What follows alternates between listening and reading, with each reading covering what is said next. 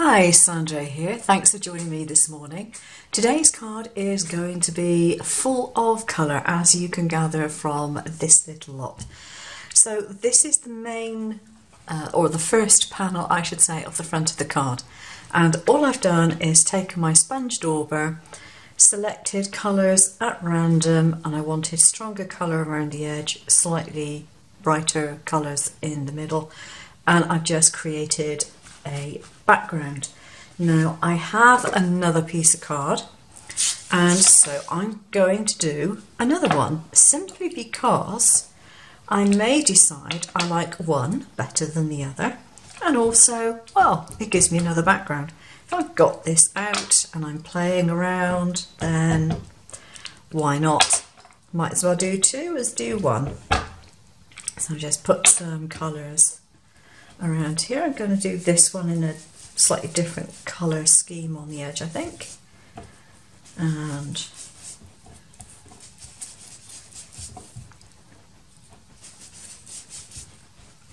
as you can see, I'm not taking any great pains to blend this. Most of it isn't going to be seen, or at least not in one full piece, but you'll get the idea later. There we go.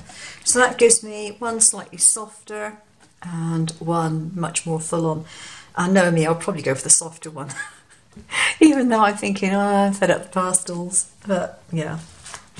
Knowing me, I probably will go for the softer one. Right, clear this little lot out of the way.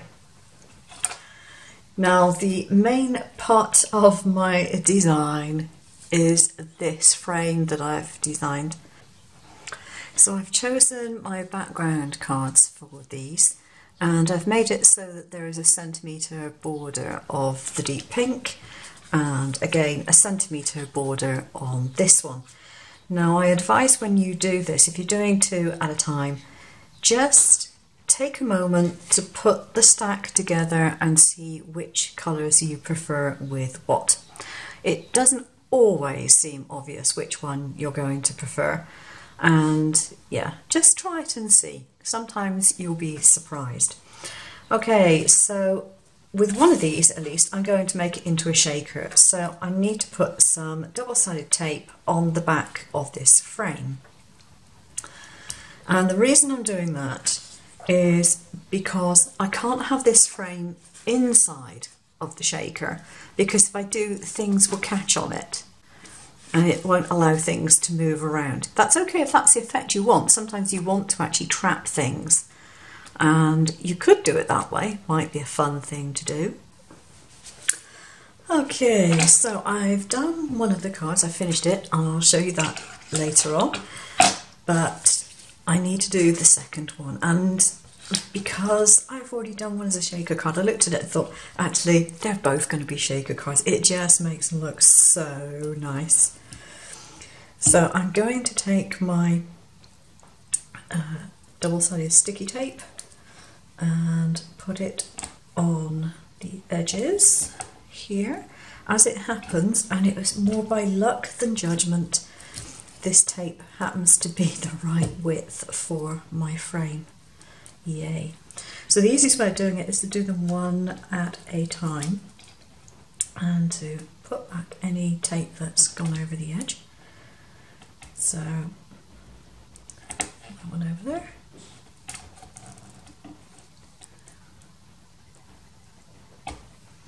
Like so. And take that off. And I do find having this big tape dispenser is so much easier than having loose rolls of tape around everywhere. And I've managed to get 2 rolls on it, which is quite handy. So fold it over on the end,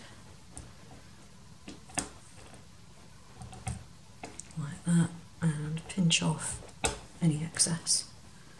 And I tend to stick this on the end of my glass mat, and then just pick it up at the end of the session.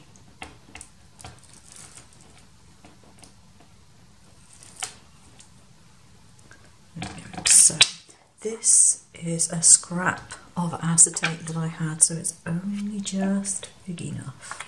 Okay, that will do. I've got a little bit excess on the edge of this one, so I'm going to have to get a pair of scissors and trim that off. There we go. It's because I didn't actually cut it to size, so it was just a piece that was left over. I thought, ah, I can utilise that. Right, so I've got my acetate and I've got my background piece, and I need to put some shaker bits in, but first of all I need to put some double-sided foam tape on the back of here. Now, because my foam tape is this wide, what I do is I put it onto a vinyl backing sheet, you know, the normal stuff that you'd peel your vinyl from. I put it on in strips that are the size that I want, so I would take this off at this length, and then, having put it onto a piece of backing, I can use my guillotine to cut it into thinner strips, or a pair of scissors. If I want to do it with scissors, I can do it with scissors, but I can use my guillotine as well if I want to. So I've got one here already that I can use. I think that one's just about narrow enough. Let's just check. No, a bit too wide. Take that one off. It does have to be very narrow indeed. Let's put that on the edge. There we go. So I've got a straight edge to go against. Chop that bit off. Now, if you tried to take off a strip like that, just off of the roll, without putting a backing on it, you'll end up with it stuck to your scissors. You'll end up in a complete and utter mess. Take it from me, I've tried it before. I've been there, done that, got the t-shirt. Whereas if you put it onto the backing paper, you can cut it without a problem. So,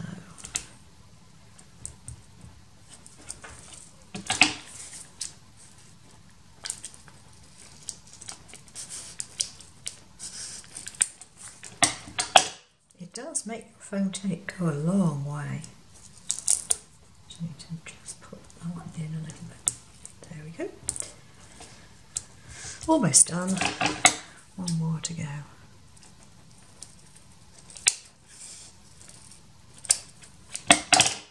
And it doesn't matter that it's a thin strip, it will still do the job, so it doesn't have to be a thick one. And just trim off that tiny little bit in the corner like that. So as long as you've got it so that there are no gaps for the sequins and things to fall through, you're fine. I'm just going to clear this out of the way. I keep a huge bin by the side of my desk. There we go. Don't I, Alison? My friend Alison shares the craft room with me when she comes over on a holiday. And one of her main jobs is to shove the bin in my direction, catch all the bits. Right, that is going to go like that, but I need to put the sequins in. Now I have a small stash of sequins. Small. Plus all these. So, what you have to try and do is to keep things in the middle and not let them go to the outer edge where they will get under the tape.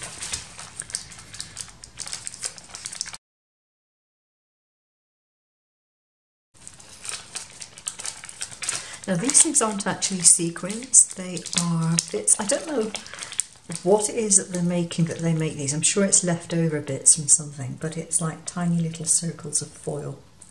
It's like someone's used a hole punch on a foil sheet. And the only snag with these is they are so static, they stick to your fingers. Let's put this in the middle. They stick to your fingers and everything else. I will be finding these all over everywhere later on today, I'm sure. Okay. Dump those back in. So if you've got anything on the outside like I have, push it to the middle as much as you can.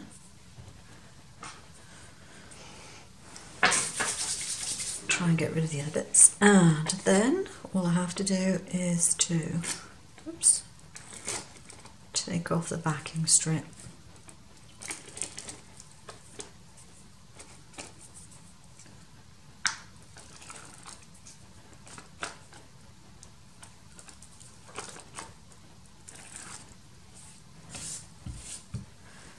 From the foam.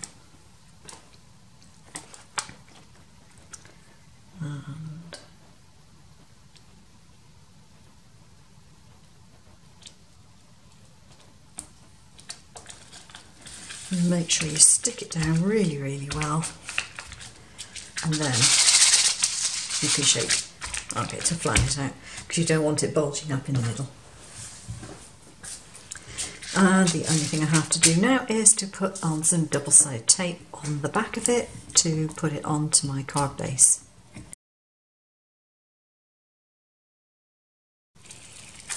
There we are.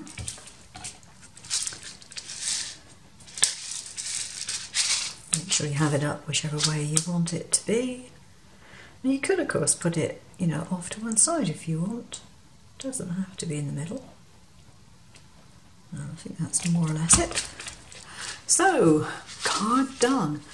Now, when I designed it originally, I was going to put a sentiment on it, but to be honest, it looks so pretty, I think a sentiment's going to ruin it.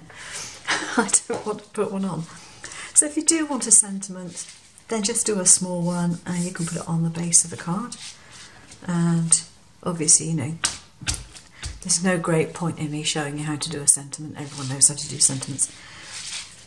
So there we are, 2 different colourways and 2 very, very adorable cards. Thanks for watching. If you like it, subscribe, give me a thumbs up.